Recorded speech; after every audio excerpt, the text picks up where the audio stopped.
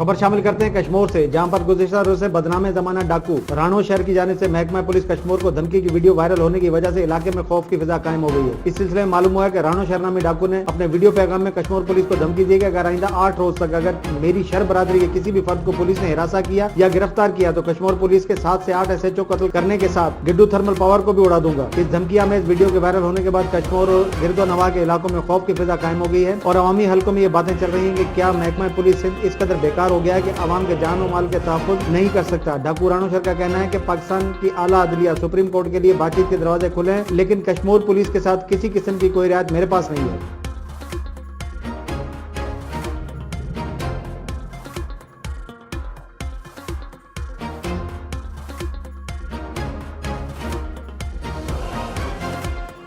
मजीद खबरों और अपडेट्स के लिए देखते रहिए हमारा YouTube चैनल HRJDO न्यूज़।